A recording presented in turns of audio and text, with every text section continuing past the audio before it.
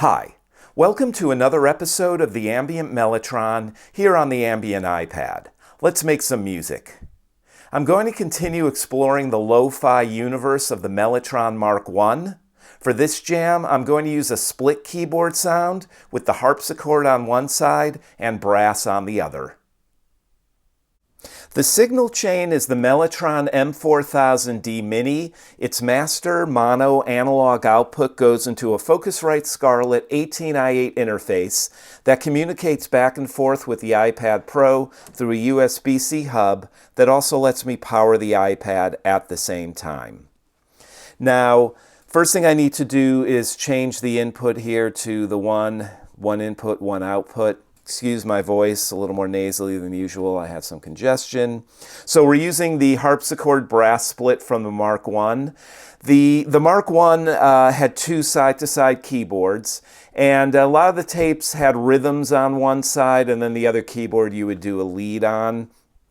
And the reason for that is that it was competing with home organs in the 60s when the Mellotron Mark I came out.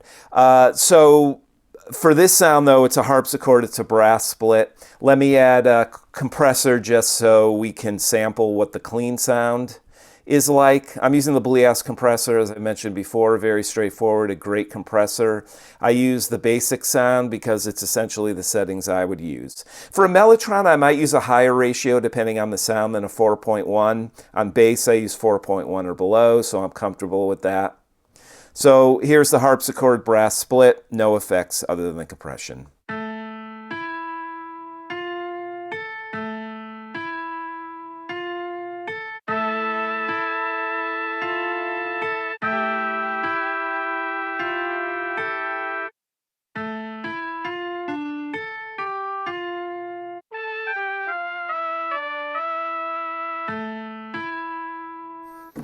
Doesn't really sound like a harpsichord to me. It sounds more like a tack piano or a honky-tonk piano where they put a nail or a tack on the hammer, so it's metal on metal to the string. One note does sound like a harpsichord, though.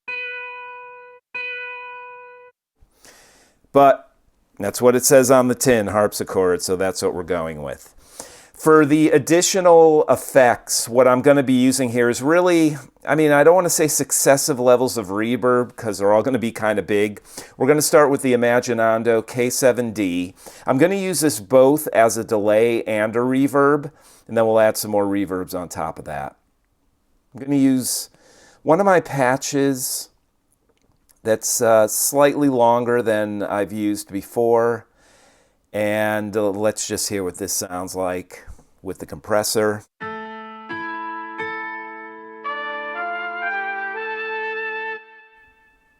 So let me hit that staccato so you can hear the delay aspect of it, and then I'll play legato so you can hear how I'm going to use it like a reverb. Want to make this a ping pong though. All right.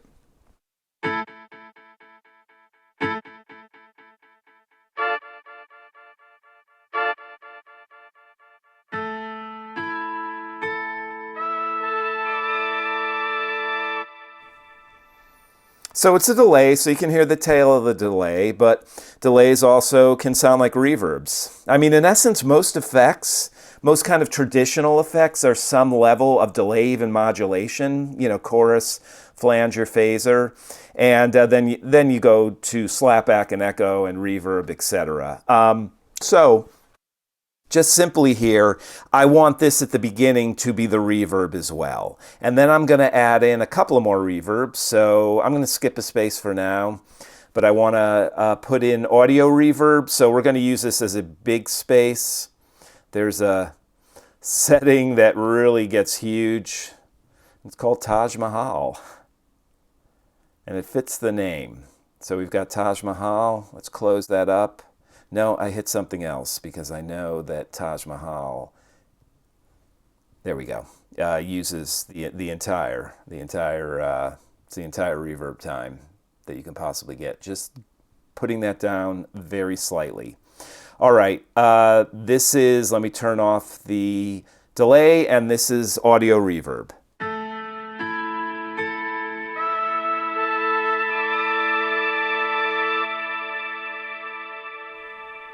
So that tail will go on for a while. Let me add the K7D back in.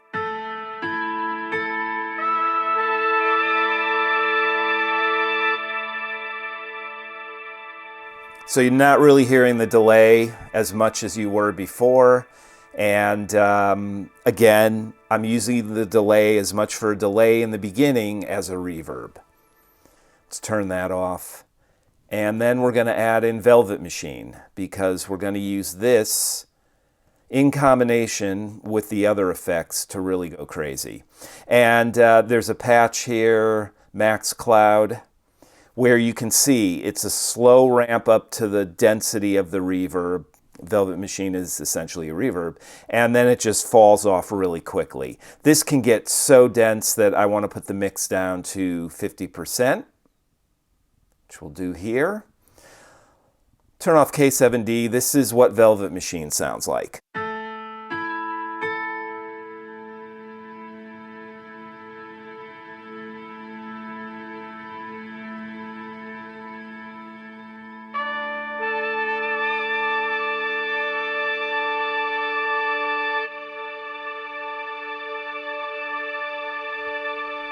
So you can hear that slow ramp up and then just keeps going and going once you let go, even though it's a pretty quick fall off.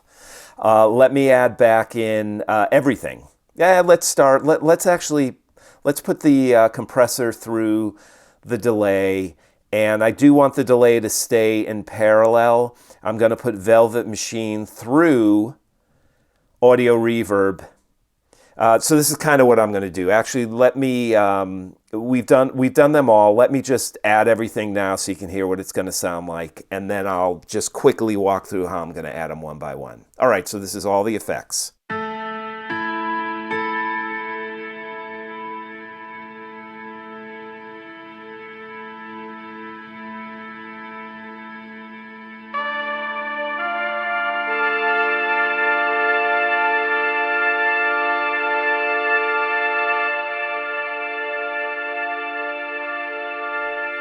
So what's happening is Velvet Machine is falling off. Not as slow as usual because I'm doing one note after a time. I'll demonstrate just with one note.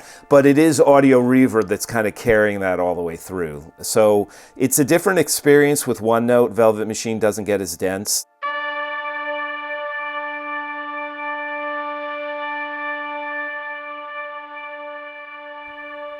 And Velvet Machine has fallen off, really. This is just Audio Reverb taking us out. And that's going to go on for a while. So what I'm going to do is I'm going to disconnect everything, the Velvet Machine, and I do need to keep that going. Velvet Machine and Audio Reverb. So you can hear, I'm going to start out just by using K7D. Then I'm going to add in Audio Reverb. Then I'll add in Velvet Machine.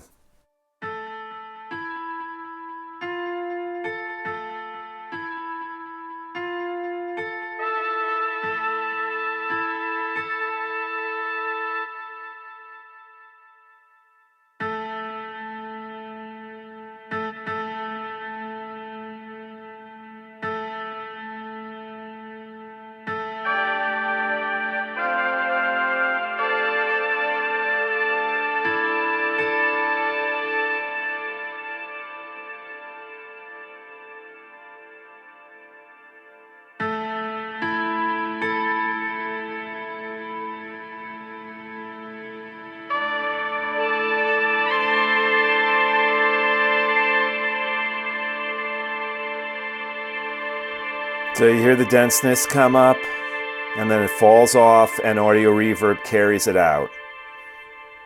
And then it's just Audio Reverb at this point. I'm going to do that one more time, just everything, so you can hear what it sounds like, and the difference between when I'm doing it with the harpsichord side. The Velvet Machine just kind of makes a more dense metallic sound, and then the horns, it's just that big mass of horns.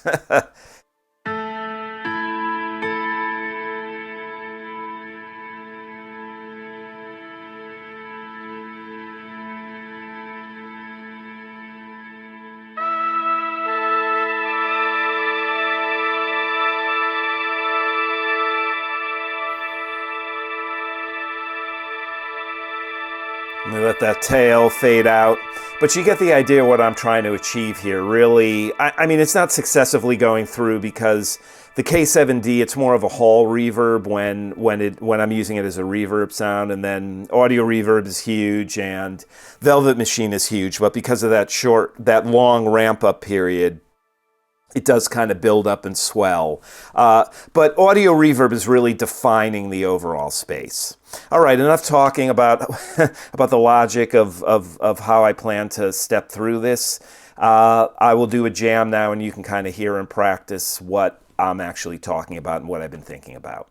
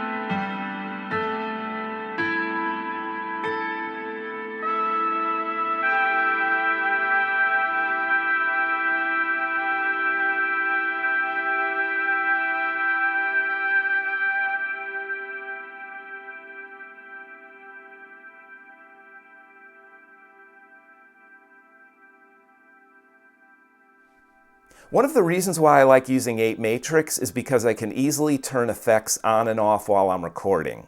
And because I was working with 3 separate spaces in this jam, that came in handy. I started with the Imaginando K7D tape delay, using that as both a delay and reverb, then added in audio reverb with a very, very huge space, a Taj Mahal setting.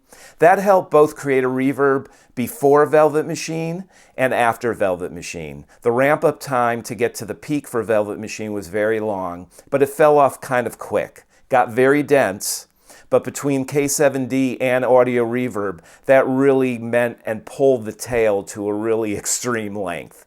You heard in the jam I was talking over while the reverbs were still fading out. And for the jam, I cut that off a little, so the tail for the jam is not as long as it was when I was actually playing it, or it would have gone on for 2 minutes. Well, thanks for watching, thanks for listening, and good luck with your own music.